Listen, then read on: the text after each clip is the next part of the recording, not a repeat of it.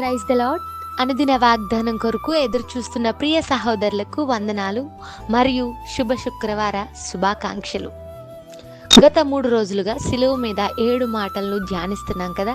ఈరోజు ఆఖరి మాటను దయచేసిన దేవునికి స్తోత్రాలు. 7వ మాట లూకాసు వార్త 23వ అధ్యాయం 46వ వచనం తెలియజేస్తుంది. అప్పుడు యేసు గొప్ప శబ్దముతో కేక వేసి, తండ్రి, నీ చేతికి నా ఆత్మను అప్పగించుకొనుచున్నానెను. ఆయన ఇలాగు చెప్పి ప్రాణము విడిచెను. యేసుక్రీస్తు ప్రభువారిని ఇంచుమించు ఉదయం 9 గంటలకు సిలువ వేశారు. రమారమి 3 గంటల వరకు, అంటే 9 నుండి 3 గంటల వరకు, అంటే 7 గంటలు సిలువుపై భయంకరమైన శిక్షను, వేదనను సిలువుపై వేలాడుతూ ప్రభువు భరించారు. ఒక వ్యక్తి చివరి మాటల్లో ఆ మనిషి వ్యక్తిత్వాన్ని తెలియజేస్తాయి. ఈ 7వ మాటలో సిలువలో యేసుక్రీస్తు ప్రభు పలికిన 7వ మాట ఆయన బాధ్యతను మాత్రమే కాదు, ఆయన వ్యక్తిత్వాన్ని తెలియచేస్తుంది. తండ్రి, నీ చేతికి నా ఆత్మను అప్పగించుకొనుచున్నాను అని బిగ్గరగా కేక వేసి తన ప్రాణాన్ని విడిచిపెట్టారని పరిశుద్ధ గ్రంథంలో రాయబడింది. యేసుప్రభు మరణము గొప్ప విజయము.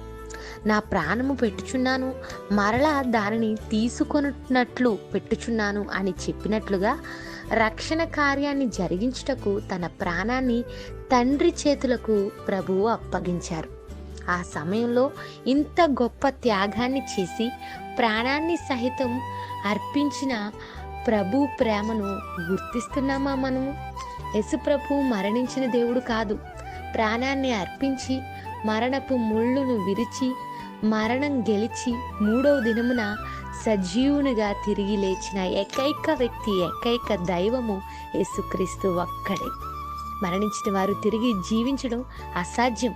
కానీ ప్రభువైన యేసుక్రీస్తు మరణించి తిరిగి పునరుత్థానుడు అవ్వడం వలన ఎవరైతే ప్రభువును అంగీకరిస్తారో, సిలువలో ఆయన అర్పించిన ప్రాణ త్యాగము తన కోసమే అని గుర్తించి ప్రభువును సొంత రక్షకునిగా స్వీకరిస్తారో వారు రక్షించబడడం మాత్రమే కాదు, ప్రభు వలె మరణించిన తిరిగి సజీవులుగా లేపబడతారు. ఆయన మరణం వెనుక లోకమంతటికీ, మనుషులందరికీ అందించబడుతున్న గొప్ప భాగ్యము ఇదే. మనందరి పాపముల నిమిత్తము ప్రభువు తన్ను తాను బలిగా అర్పించుకొనను అనే లేఖనం సెలవిస్తుంది. ఇంత గొప్ప ప్రేమను చూపించే వ్యక్తులు ఎవరైనా ఉన్నారా? ఇంతగా ప్రభువు నిన్ను ప్రేమిస్తుంటే తన రక్తాన్ని, దేహాన్ని, ప్రాణాన్ని నీ కోసం అప్పగిస్తే, అర్పిస్తే, మరి నీవు ఆయన కొరకు ఏం చేస్తున్నావు? ఏం అర్పిస్తున్నావు? నీ హృదయాన్ని ప్రభువుకు అప్పగిస్తావా? నీ జీవితంలో ప్రభువుకు చోటిస్తావా? ప్రభువును సొంత రక్షకునిగా అంగీకరిస్తే ఆయన మరణంలో విజయాన్ని, పునరుత్థానంలో జీవాన్ని ఆత్మీయంగాను మన బ్రతుకు దినముల్లోనూ రుచి చూచే వారిగా మనం ఉంటాం. సిలువపై 7 మాటలు 7 సందేశాలను తెలియజేస్తుంది. 7 సమర్పణలు మన ముందుంచింది. మొదటి మాటలో క్షమాపణ, దేవుడు క్షమించేవాడని గుర్తిస్తుంది. దేవుడు క్షమించేవాడుగా ఉన్నప్పుడు క్షమించే దేవుని దగ్గరికి వస్తున్నామా అనేది ప్రశ్న. 2వ మాటలో పరదేశంలో నీవు ఉంటావని సెలవిచ్చాడు.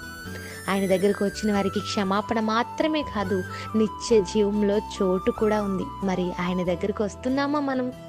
3వ మాటలో తల్లిని శిష్యునికి అప్పగించడంలో ప్రభువు బాధ్యత తెలియజేయబడుతుంది. పరమ తండ్రి పట్ల, దేవుని పట్ల మన బాధ్యత ఏమై ఉందనేది ప్రశ్న. ఇక 4వ మాటలో తండ్రి, నా చేయి ఎలా విడిచితివి అనే ప్రభు త్యాగం మనకు తెలియజేస్తుంది. దేవుని కోసం ఏం త్యాగం చేస్తున్నాం అనేది ప్రశ్న. 5వ మాట దప్పిగొనుచున్నాను, దాహమైనంతగా ఆయన సహించారు. సహనముతో పలికిన మాట. ఆయన కొరకు ఈరోజు, దేవుని కొరకు ఈరోజు మనం ఏం సహిస్తున్నాము అనేది ప్రశ్న.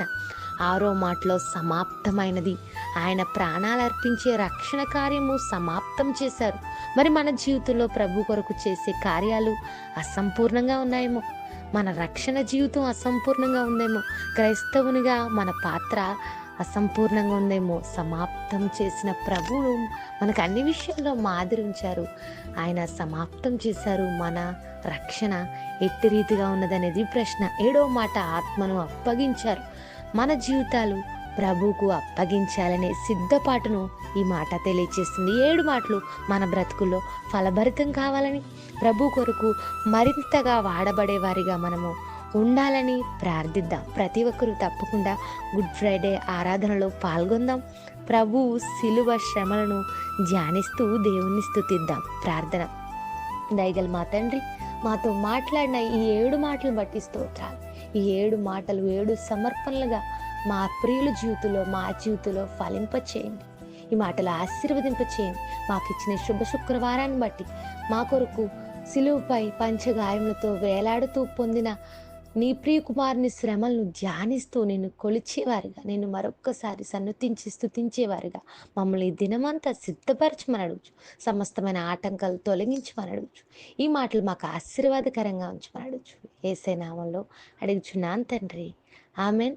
Have a nice day. అందరికీ శుభ శుక్రవార శుభాకాంక్షలు. Thank you. God bless us.